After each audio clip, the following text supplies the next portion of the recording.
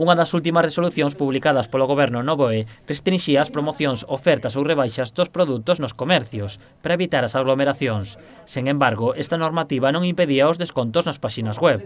A medida foi criticada polos comerciantes que conseguiron que o Goberno rectificara. Foi unha queixa que fixemos, creo que a tuveron en conta e creo que rectificaron, porque a verdade é que as razóns polas que alegaban para que solamente estuveran, digamos, as rebaixas en internet eran que non querían que houvese moita xente nos establecementos, cousa que era ilóxica porque nós temos xa determinado un 50% de xente nos nosos establecementos, non vai haber unha avalancha, evidentemente, de persoas, non? Outra das medidas que conseguiron os comerciantes foi a de retrasar as rebaixas de verán ata mediados de agosto.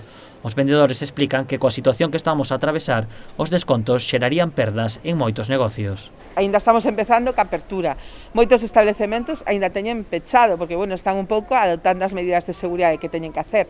Se nós aínda non abrimos e xa en julio temos os descontos, evidentemente as ventas van a ser a pérdidas, nunca con un beneficio que é necesario para manter abertos os establecementos. Entonces, creemos que esa rectificación foi positiva. De Zona Aberta consideran que as medidas que están a tomar as administracións por agora son insuficientes.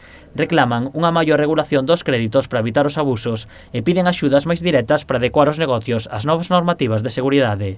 Despois hai axudas que son para, por exemplo, digitalización, que nos creemos que agora mesmo non son máis adecuadas, porque evidentemente nos creeríamos que as axudas agora mesmo que tiñan que tomar tanto a Administración Central como a Administración Autonómica son axudas máis directas, pois agora mesmo co tema das mamparas que temos que poñer, tema de aislamentos, tema de medidas de seguridade, penso que ahora mesmo debían de ser, digamos, máis indicadas para eso e axudas máis directas que en tema de préstamos e créditos, que evidentemente nos van a endeudar máis. Dende Zona Aberta fan un chamamento de apoio ao comercio local, xa que a supervivencia de moitos establecementos dependerá do respaldo da veciñanza.